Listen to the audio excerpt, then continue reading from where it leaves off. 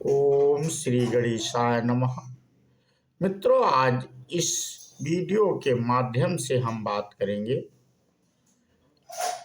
मुनि के पूछने पर श्री राम का अपने विचार मूलक वैराग्य का कारण बताना। हम अपने पिछले वीडियो के माध्यम से आप लोगों से चर्चा कर चुके हैं। विश्वामित्र आदि की प्रेरणा से राजा दशरथ का श्री राम को सभा में बुलाकर उनका मस्तक चूमना और उसी के आगे का प्रसंग हम इस वीडियो के माध्यम से मित्रों साझा कर रहे हैं। तो विश्वामित्र जी ने कहा, राजकुमार, हिलते हुए नील कमलों के समूह की भांति जो तुम्हारे नेत्र चंचल हो रहे हैं, इसमें तुम्हारे चित्त की व्यग्रता ही कारण है। इस प्रकार व्यग्रता जनित नेत्रों की चंचलता को त्याग कर बताओ, क्या मोहित हो रहे हो? तुम्हारे इस मोह अथवा भ्रम का क्या कारण है? निष्पाप श्री राम, तुम्हारे मन में जो अभिलाषा हो उसे शीघ्र बताओ। तुम्हें वह सब मनोरथ प्राप्त होगा जिससे मानसिक व्यवस्थाएं फिर तुम्हें कष्ट नहीं पहुंचाएंगी। विश्वामित्र जी श्री रामचंद्र जी से कह रहे हैं, क्योंकि ये वैराग्यपूर्ण व्यग्रता सेवकों ने बताया था भगवान श्री राम में है। तो उत्तम बुद्धि वाले विश्वामित्र जी का यह वचन सुनकर, जिसके भीतर अपनी अभिलाषा के अनुरूप अर्थ का प्रकाश निहित था, सुनकर रघुकुल केतु श्री राम ने खेद त्याग दिया। अब यहां पर वाल्मीकि जी कहते हैं, ये भरद्वाज जी से कह रहे हैं मित्रों, मुनीश्वर विश्वामित्र के इस प्रकार पूछने पर श्री रामचंद्र जी ने धैर्य धारण करके परिपूर्ण अर्थ के गौरव से दबी हुई सी मंद मंद मनोहर वाणी में कहा। अब श्री रामचंद्र जी ने क्या कहा? श्री राम, मुनीश्वर, मैं अपने पिताजी के इस महल में उत्पन्न हुआ, क्रमशः बढ़ा और फिर मैंने विद्या भी प्राप्त की। तत्पश्चात सदाचार के बाद पालन में तत्पर रहकर तीर्थ यात्रा के उद्देश्य से समुद्रों द्वारा घिरी हुई सारी पृथ्वी का भ्रमण किया। इतने समय में मेरे मन में जो विचार उत्पन्न हुआ वह इस संसार विषयक आस्था को उठा देने वाला है। तीर्थ यात्रा करने के अनंतर मेरा मन विवेक से पूर्ण हो गया, जिससे मेरी बुद्धि भोगों की ओर से नीरस विरक्त हो गई और उसके द्वारा मैंने इस प्रकार विचारना आरंभ किया। यह जो संसार विस्तार है, इसमें क्या सुख है? कुछ भी तो नहीं। चर और अचर प्राणियों की चेष्टाओं के विषय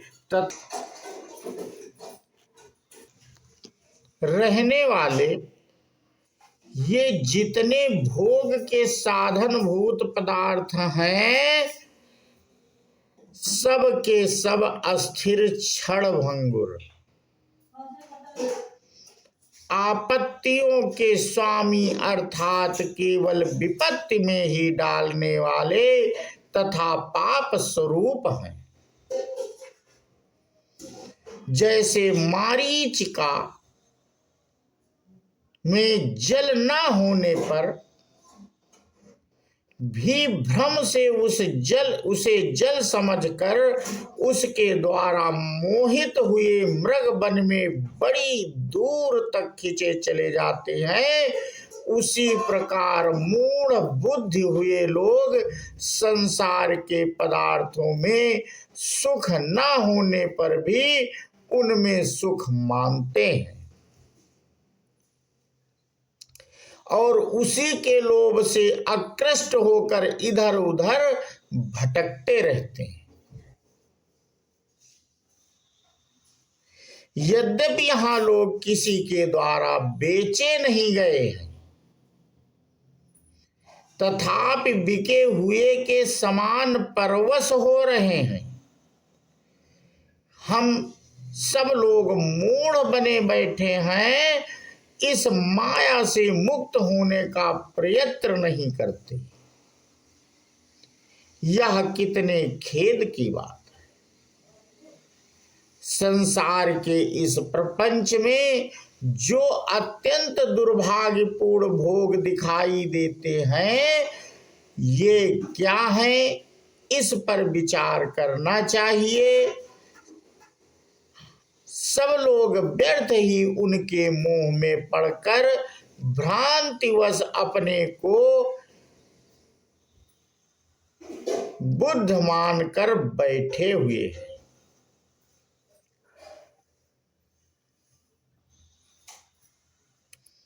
जैसे वन में किसी गड्ढे के भीतर गिरे हुए मूढ़ मृग दीर्घ काल के पश्चात यह जान पाते हैं कि हम गड्ढे में पड़े हैं, उसी प्रकार लोगों ने बहुत समय के बाद यह जाना कि हम मूढ़ जीव व्यर्थ ही मोह में पड़े हुए हैं। मुझे राज्य से क्या लेना देना है और भोगों से भी क्या प्रयोजन है। मैं कौन हूं? यह दृश्य प्रपंच क्या है और किस लिए सामने आया है? जो मिथ्या है वह मिथ्या ही रहे, इसके लिए मिथ्या होने से किसकी क्या हानि होने वाली है। ब्राह्मण जैसे यत्र तत्र भ्रमण करने वाले पथिक को मरुभूमि से विरक्त हो जाती है, वैसे ही इस प्रकार विचार करते करते सभी भोग्य पदार्थों से मेरी अरुचि हो गई। मुनीश्वर देखिए, भिन्न भिन्न रूपों में उपलब्ध होने वाले उन तुच्छ भोगों ने हमको उसी प्रकार जर्जर बना दिया है, जैसे प्रचंड वायु पर्वती वृक्षों को जर्जर बना देती है। हम लोग अचेत से होकर प्राणनाथ नामधारी पवन से प्रेरित हो व्यर्थ ही शब्दोच्चारण से कर रहे हैं। जैसे कीचक नामक बांस अपने छेदों में हवा भर जाने से बांसुरी की सी ध्वनि करने लगते हैं। संसार की संपदाएं सदा ही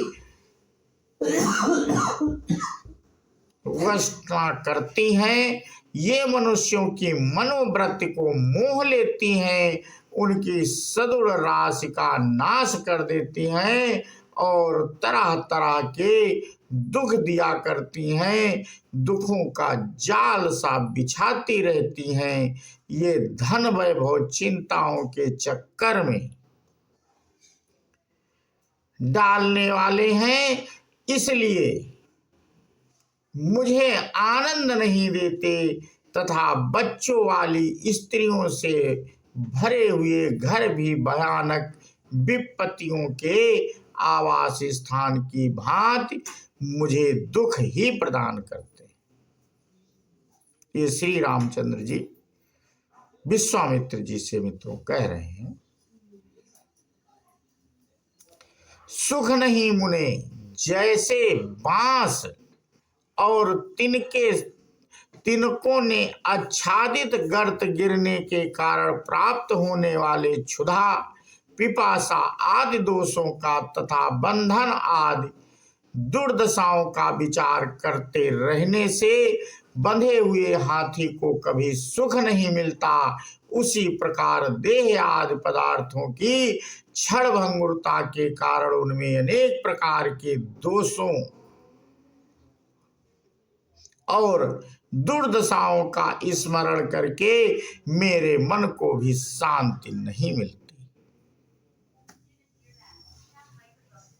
अज्ञान रूपी रात्रि में तीव्र मोह रूपी कोहरे से लोगों की ज्ञान रूपी ज्योति नष्ट हो जाने पर, दूसरों को दुख देने पर परम चतुर विषय रूपी सैकड़ों चोर हर समय और प्रत्येक दिशा में विवेक रूपी श्रेष्ठ रक्त का अपहरण करने के लिए जी जान से लगे हुए हैं। युद्ध में उन्हें मार भगाने के लिए तत्वज्ञानी पुरुषों को छोड़कर दूसरे कौन से सुवट समर्थ हो सकते हैं। तत्वज्ञानी ही उनको नष्ट करने में समर्थ हैं। तो मित्रों, आज का वीडियो हम यहीं पे समाप्त करते हैं और ये इस प्रसंग के आगे की कथा हम अपने अगले वीडियो के माध्यम से साझा करेंगे। बोलो श्यावर रामचंद्र की जय, हनुमान जी की जय। जय हिंद, जय भारत, वंदे मातरम।